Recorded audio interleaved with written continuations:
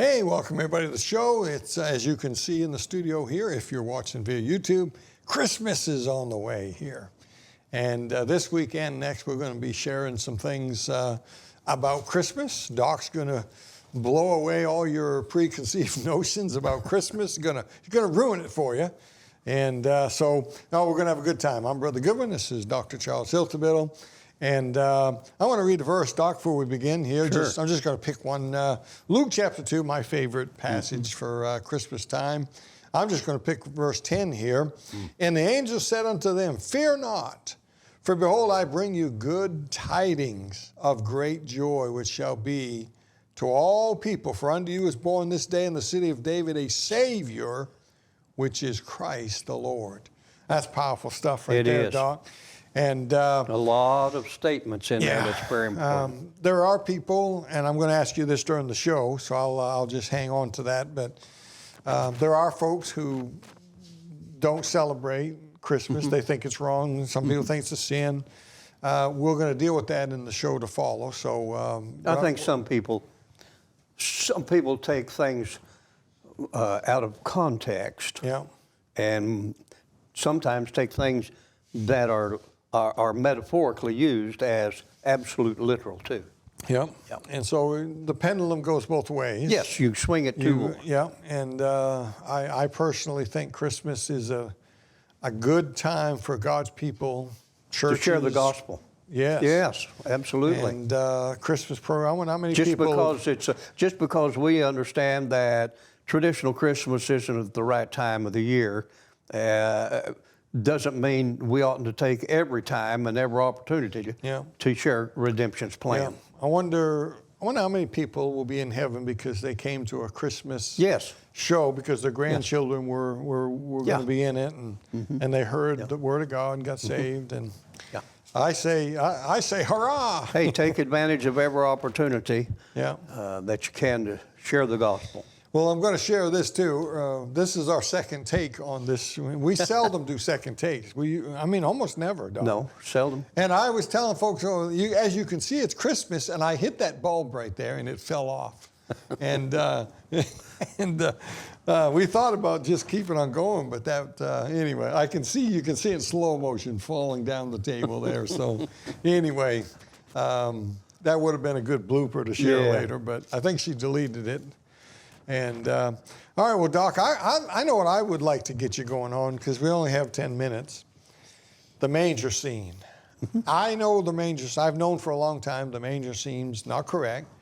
I still like the manger scene. It's part of the tradition that I like, even though I know most of that, if not all of that, is not biblical. But I doubt it. I doubt if really 10% of traditional Christmas is factually true, but that's the first question on the talking points here. How much of the modern Christmas story is factual?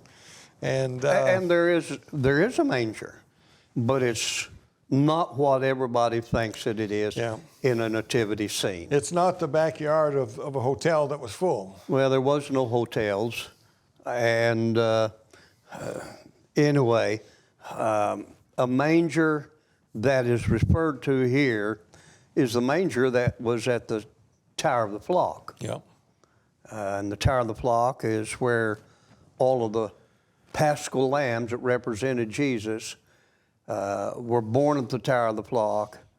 They were laid in a manger, which is an inspection position. It's like a little cradle, right? No, it wasn't a cradle. No? No, it was a solid rock.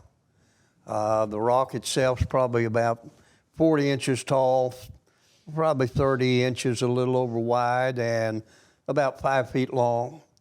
And it has two bowls that are about this long and about that wide and about that deep. And it was the manger which was used for inspecting the lambs for sacrifice. Jesus wasn't born in a cattle feeding trough, which is what is pictured in nativity scenes. And it wasn't some little X with a board down the side for the hay in it. All of that's tradition. But the actual manger was an inspection place in the Tower of the Flock, just up the hillside from in the verses in just before that, I believe verse 2 or 3. Yeah, that's the passage. They're actually speaking to the shepherds in this passage. Yeah, and chapter, it talks about the reason why they are there is because there's no room for them in the inn. And so the inn is the storage inn at Boaz's threshing floor, and about 80 paces up the hillside is the Tower of the Flock. And that's where all the lambs that represented Christ for sacrifice were born and inspected. And Christ was born. He was wrapped in the same swaddling cloths and laid in the same manger that for over 1,000 years, all the sacrificial lambs that represented him had been born and laid.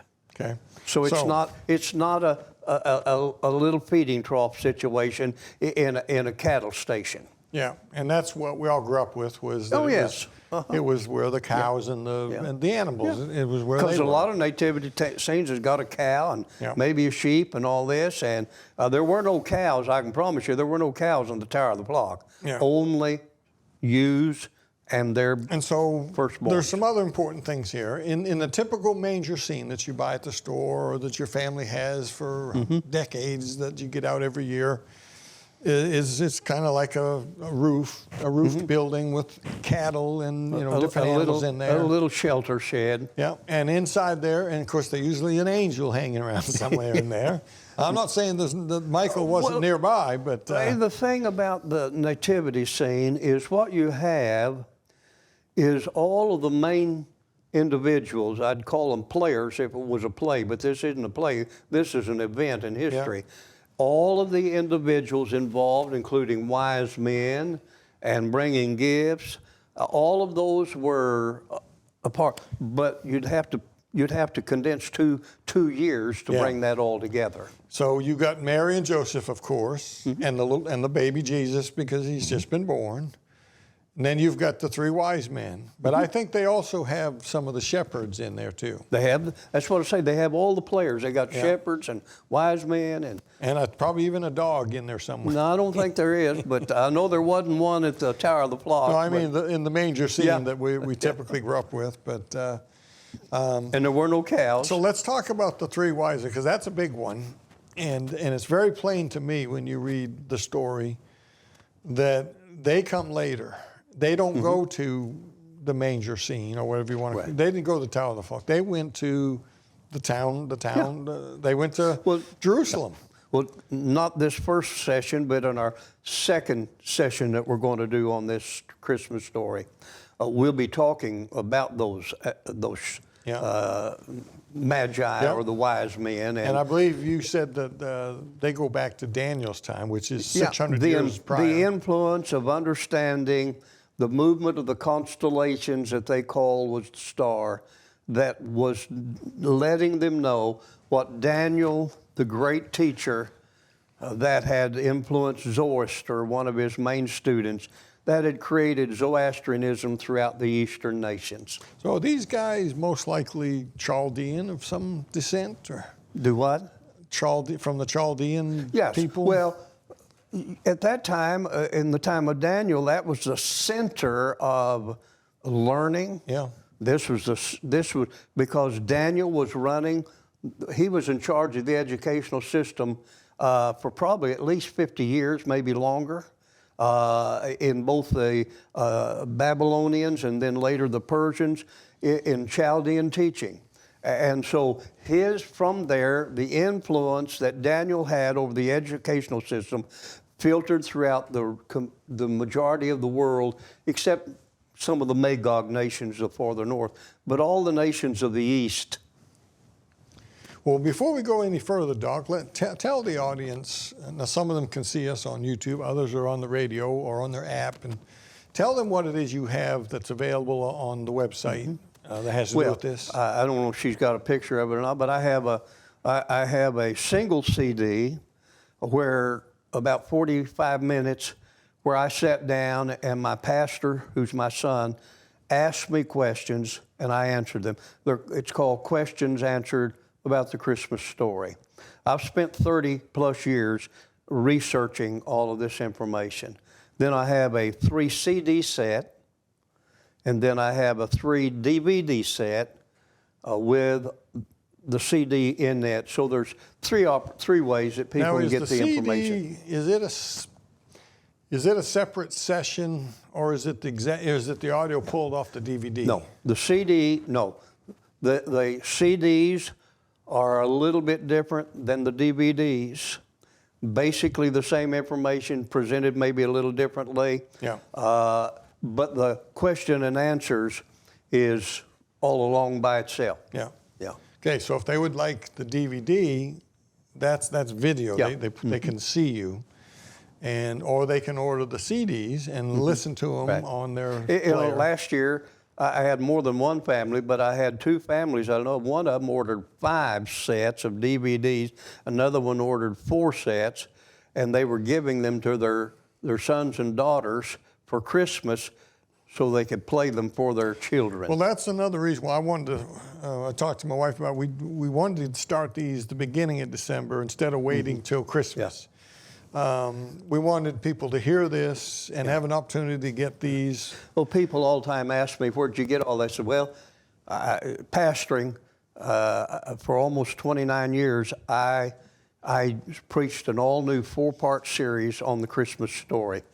And being a part of the Creation Evidences Museum, having been at archaeological digs in Israel, having relationship with researchers that have researched documents throughout the world, I've been able to gather this kind of information and discover that traditional Christmas and biblical Christmas are daylight and dark. Yeah. Now, these are on his website, but let me say this, to keep it less confusing for you, just go to our website. It pops up all the time on here, prophecyinthespotlight.com. Very simple, prophecyinthespotlight.com. You'll also find it in the credits at the end of the show. The announcer will give that again. And the phone number, 505-SPOT, 888-505-SPOT. You can call and we can take your order over the phone if that's a help to you. Or just go to our website, find Doc's Bookstore, and you can get these in time for Christmas. In fact, before Christmas, if you get right on it there.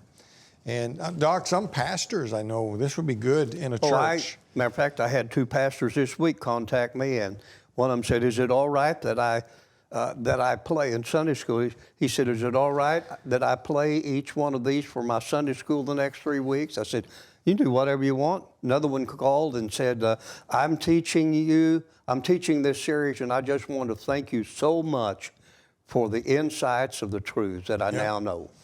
All right. Well, listen, folks, we're going to continue with this next week.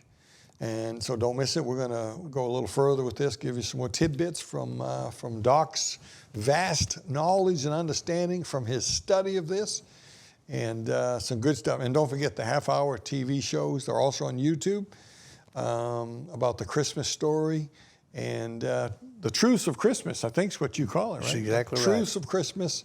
And it's going to shock some of you. If you're new to our program, or maybe you've just got here a few months ago, you have some eye-opening experiences. Okay? Well, until next time, keep your eyes on them skies.